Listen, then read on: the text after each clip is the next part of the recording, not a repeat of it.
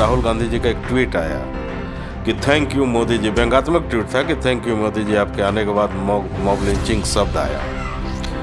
हम कांग्रेसियों से पूछना चाहेंगे कि 84 में पूरे देश में सिखों के साथ जो व्यवहार कांग्रेस ने किया, क्या वो मॉब लिंचिंग की घटना नहीं थी? में जब रघुवर की सरकार थी, रघुवर दास की सरकार थी, तो उस समय कई मॉब लिंचिंग की घटनाएं आई। तो आप देखे होंगे कि उस पर रघुवर सरकार ने त्वरित कार्रवाई किया। भाजपा शासित राज्यों में भी कई मॉब लिंचिंग की घटनाएं सुनने को मिली। नहीं, सही बात है, इस तरह की घटनाएं होती है, लेकिन आपको फर्क जरूर महसूस होता होगा या कि भाजपा के राज में उस पर कठोर कार्रवाई भी होती है। लेके जात धर्म को लेके बहुत ज़्यादा राजनीति अब होने लगी है। जैसे अभी मगही और भोजपुरी को लेके आंदोलन हो रहा है, उसके बाद कभी चुनाव आता है तो धर्म को लेकर राजनीतिक होने लगती है। ये सब बंद होना चाहिए कि? देखिए, इस मामले में यह सरकार पूरी अपरिपक्व लगती है और पूरी अपरिपक्वता के साथ।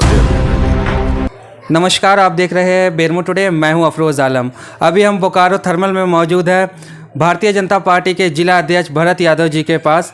भरत यादव जी जब भी बोलते हैं तो ये सुर्खियों में रहते हैं। पूरे बोकारो में इनका एक अलग पहचान है और एक अच्छे प्रवक्ता माने जाते हैं और हमेशा जो है सुर्खियों में रहते हैं ये अपने बयानों से। तो इनसे आज बात करते हैं। सबसे पहले बहुत बहुत स्वागत है बेरमो टुडे में आपका। धन्यवाद अफरोज जी। भरत जी, जैसे मॉब लिंचिंग को लेकर अभी एक कानून बनाया गया है झारखंड सरकार की ओर से, तो उस पर क्या कहेंगे आप? देखिए, हमको लगता है कि वो कानून बहुत हड़बड़ी में बनाया गया। जो उसकी वैधानिक प्रक्रिया भी पूरा करना था वो भी सरकार पूरा नहीं की। उसके बावजूद भी बहुमत होने के कारण सदन में पारित करा लिया। आप जानते हैं कि कोई भी बिल आता है तो कम से कम 5 दिन पहले उसके सदस्यों को स्टडी करने के लिए दिया जाता है। नहीं बहुत आवश्यक है तो कम से कम 3 दिन पहले स्टडी करने के लिए दिया जाता है, लेकिन ऐसा समय नहीं दिया गया और यह सरकार हड़बड़ी में पास करवा ली। थोड़ी देर के लिए हम मान भी ले कि चलिए भाई ठीक है, आपने कानून बनाया है, तो जो यहाँ पे मॉब लिंचिंग हो रही है उस पर सरकार चुप क्यों है? अभी पिछले दिनों सिमडेगा में जिस प्रकार का मॉब लिंचिंग हुआ और वहाँ पर बेसरा जरा गांव में संजू प्रधान करके एक दलित युवक को खींच करके घर से ला करके उसके पत्नी के सामने मार करके अधमरा कर दिया गया और बीच बाजार में लकड़ी इकट्ठा करके उसको जिंदा जला दिया गया। और दुर्भाग्य है कि पुलिस के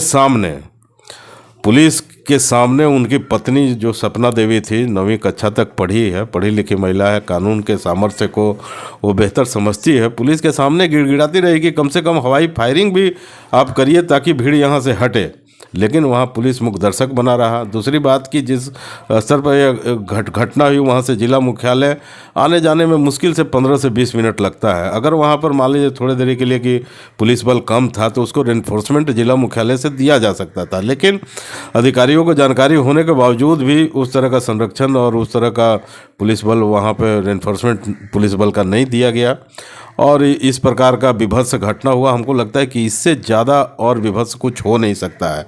सरकार ने जो मॉब लिंचिंग का कानून बनाया है, जो परिभाषा तय किया है, जो हमारी समझ है कि 2 या 2 से ज़्यादा व्यक्ति अगर किसी को जाति, धर्म, लिंग और क्षेत्र के आधार पर अगर उसके साथ मारपीट करते हैं या मारपीट में उसकी मृत्यु होती है तो वो मॉब लिंचिंग माना जाएगा। तो हम ये जानना चाहते हैं सरकार से कि यह जो घटना हुई है क्या यह मॉब लिंचिंग के दायरे में नहीं है?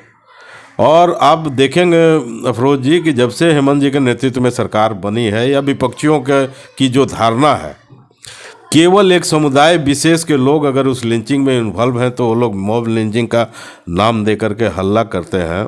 हम आपको स्मरण कराना चाहेंगे कि जब यह सरकार मॉब लिंचिंग का कानून बनाई तो राहुल गांधी जी का एक ट्वीट आया कि थैंक यू मोदी जी। व्यंग्यात्मक ट्वीट था कि थैंक यू मोदी जी, आपके आने के बाद मॉब लिंचिंग शब्द आया।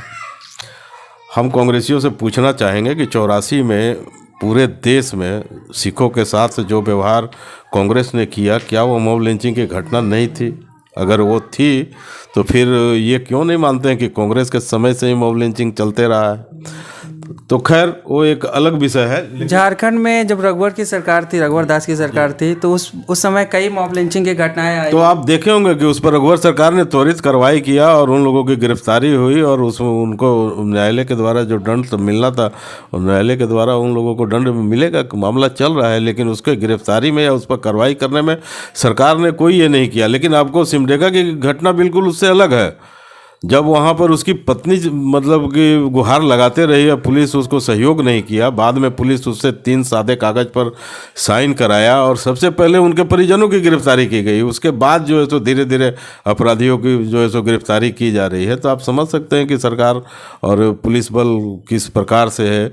और हमको लगता है कि पुलिस की निष्क्रियता इतना तो नहीं हो सकता है, जरूर कोई ना कोई उसके पीछे सफ़ेद पोश लोगों का या सत्ता के संरक्षण जरूर जो है सो अपराधियों को प्राप्त होगा, तभी जो है सो पुलिस उतना निष्क्रिय रही। नहीं तो हमको झारखंड के पुलिस पर भरोसा है कि पुलिस केवल अपने कारण से उतना निष्क्रिय नहीं हो सकती है, जरूर इसको कहीं ना कहीं सत्ता का संरक्षण प्राप्त है। और एक घटना हम आपको याद कराना चाहेंगे कि देखिए, कोई भी सरकार बनती है तो सबसे पहला घोषणा जन कल्याणकारी कामों के लिए करती है कि आम जनता का कल्याण होगा।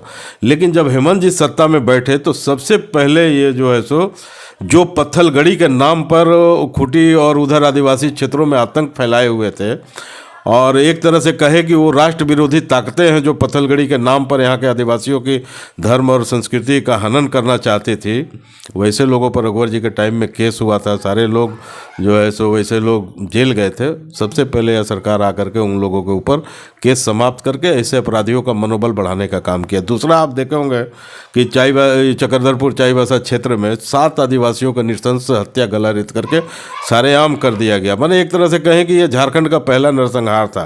पहले हम लोग देखते थे, सुनते थे बिहार में कि लालू जी के राज में बिहार में नरसंहार होता था, लेकिन ये झारखंड का पहला नरसंहार था। हम ये कहना चाह रहे हैं कि यह सरकार का कहीं न कहीं अधिकारी अपराधियों को, उग्रवादियों को संरक्षण प्राप्त है, इसलिए इस तरह का जो है सो स्थिति नियंत्रण के बाहर होते जा रही है और ये मॉब लिंचिंग जैसी घटना होते जा रही है। हम लोग तो मांग किए, इसके लिए हम लोग मॉब लिंचिंग को लेकर एक प्लेटफॉर्म में सारे पार्टियां क्यों नहीं आती है इसे बंद करने के? देखिए, सब लोग अपने अपने राजनीतिक लाभ हानि का विश्लेषण करके अपने अपने तरीके से परिभाषा तय करते हैं, लेकिन भारतीय जनता पार्टी कोई इसका राजनीतिक लाभ हानि के दृष्टिकोण से नहीं देखती है। इस तरह का घटना दुर्भाग्यपूर्ण है, चाहे वो किसी के भी सरकार में हो। इसको कतई भी जो है सो उचित हमको लगता है कि भाजपा शासित राज्यों में भी कई मॉब लिंचिंग की घटनाएं सुनने को मिलती। नहीं, सही बात है, इस तरह की घटनाएं होती है, लेकिन आपको फ़र्क जरूर महसूस होता होगा या कि भाजपा के राज में उस पर कठोर कार्रवाई भी होती है। और इस प्रकार का, जिस प्रकार का ये सिमडेगा में हुआ, ऐसा उदाहरण आपको देखने को कहीं नहीं मिलेगा। और हम पिछले दिनों पढ़ रहे थे, उसी क्षेत्र का घटना है, शायद लोहरदगा है या गुमला का, हमको पूरी तरह से ध्यान में नहीं आ रहा है, लेकिन डाइन बिसाही के नाम पर एक औरत को जो है सो सारेआम पीटा गया। और आपको जान करके आश्चर्य होगा कि जो पीटने वाला व्यक्ति था उसका मांस नोच करके, दांत से मांस नोच करके सारेआम चबा के खा गया। तो एक तरह से कहे कि ये नरभक्षियों की सरकार चल रही है क्या झारखंड में? इस पर एकदम त्वरित कार्रवाई करना चाहिए। हम लोग तो मांग किए हैं कि जो सिमडेगा की घटना हुई उसके परिवार को सुरक्षा मिले, उसको परिवार को मुआवजा मिले, और जो यह हत्या है उसका सीबीआई से जांच हो ताकि दूध का दूध और पानी का पानी अलग हो जाए। उस घटना की पृष्ठभूमि अफरोज जी कुछ और है, ये लोग सामने नहीं ला रहे हैं। उस घटना की पृष्ठभूमि कुछ और है और सीबीआई जांच होगा तो सब स्पष्ट हो जाएगा। लेकिन हमको नहीं लगता है कि इनके शासनकाल में ये सीबीआई से जांच कराना चाहेंगे। पिछले दिनों आप देखें, रूपा तिर्की जो झारखंड की बेटी थी और उसका संथाल के क्षेत्र में संदिग्ध अवस्था में उसकी मौत हुई। अभी जो पलामू में पोस्टेड जो अभी लालजी यादव जो एसआई थे, उनकी संदेहास्पद स्थिति में मौत हुई। तो ये तो कहते थे कि हेमंत है तो हिम्मत है। हम इनसे पूछना चाहते हैं कि इनके शासनकाल में आखिर पुलिस महकमा हिम्मत क्यों हार रहा है, क्यों आत्महत्या और इस तरह का संदिग्ध अवस्था में उनकी मौत हो रही है? इस पर निश्चित रूप से इनको चिंतन करना चाहिए। भाषा को लेके, जात धर्म को लेके बहुत ज़्यादा राजनीति अब होने लगी है। जैसे अभी मगही और भोजपुरी को लेके आंदोलन हो रहा है, उसके बाद कभी चुनाव आता है तो धर्म को लेकर राजनीतिक होने लगती है। ये सब बंद होना चाहिए कि नहीं होना चाहिए? देखिए, इस मामले में यह सरकार पूरी अपरिपक्व लगती है और पूरी अपरिपक्वता के साथ यह निर्णय ले रही है। जो इसने नियोजन नीति बनाया, नियोजन नीति रघुवर जी के शासनकाल में बहुत ही समझ बूझ करके जो है सो बनाया गया था। उसमें सभी वर्गों के, सभी भाषाई के लोगों का समावेश था और यहाँ के जनजातीय भाषा को भी जो है सो उसमें शामिल किया गया था। लेकिन ये जो है सो नियोजन नीति में हिंदी को हटा दिए, अंग्रेजी को हटा दिए, कई क्षेत्रीय भाषाओं को हटा दिए और ये भी जानते हैं कि यह जो है सो गैर संवैधानिक है। ये जानबूझ करके इस तरह का विवादित मामले को, भावनात्मक मामले को सामने लाते हैं कि जो इस प्रदेश में विकास की गति थम गई है या जो अपराधियों का बोलबाला है उससे आम जनता का ध्यान हट जाए, और इसलिए इस तरह के ये भावनात्मक मुद्दों को उठा करके अपने राजनीतिक रोटी सेकना चाहती है। इससे हमको नहीं लगता है कि कोई आम जनता का भला होने वाला है। आखिर हमारा कहना है कि जो लोग यहाँ पे रह रहे हैं, अस्थिरता की परिभाषा भी तय हो गई थी, सब कुछ हो गया था। अगर आप कुछ नया करना चाहते हैं तो सबको समावेश करते हुए कैसे आप करेंगे, इस पर एक मुख्यमंत्री को निश्चित रूप से विचार करना चाहिए। लेकिन ये जानबूझ करके इस तरह के मामले को तुल देते हैं ताकि लोग इसी में उलझे रहें। और इनका भोजपुरी भाषा को यहाँ का धनबाद का बोकारो को भोजपुरी भाषा का आंदोलन भी कर रहे हैं, लेकिन और भाजपा के लोग भी इस पे मौन है। देखिए, हमको लगता है कि बोकारो और धनबाद की भाषा भोजपुरी और मगही को नहीं बनाया गया है। बोकारो और धनबाद ज़िले में इनकी भी जो है सो इन भाषाओं को शामिल किया गया है, इसको आप ऐसे कह सकते हैं। अगर बनाने का अर्थ ये होता कि बाकी भाषा को हटा दिया गया क्या बोकारो और धनबाद से? नहीं, हटाया नहीं, लेकिन लोग यहाँ पर यहाँ मातृभाषा यहाँ झारखंड नहीं, यहाँ पर इस भाषा को भी शामिल किया गया है। और अगर जिनको लगता है कि ये गलत किया गया तो सरकार से सवाल पूछे कि क्यों शामिल किया है। लेकिन हमको लगता है कि चूँकि क्षेत्र में इस भाषी लोग रहते हैं, काफ़ी संख्या में लोग रहते हैं यहाँ पर, इसलिए जो है सो सरकार ने यह विचार किया होगा। और हमको नहीं लगता है कि इस मामले को बहुत तुल देना चाहिए। आदमी का ध्यान इस पर होना चाहिए कि कैसे यहाँ पर रोजगार का अवसर सृजित होगा, कैसे नौकरी का अवसर सृजित होगा। और जब भरपूर मात्रा में अवसर सृजित होगा तो हमको लगता है कि यह सारा विवाद जो है सो अपने आप थम जाएगा। लेकिन चूँकि इनको अवसर सृजित करना नहीं है, इस तरह का जानबूझ के विवाद करके मुद्दे को उससे भटकाना इनका उद्देश्य है, इसलिए इस तरह का ये काम करते हैं। मॉब लिंचिंग पे पूरी तरह से रोक लगना चाहिए।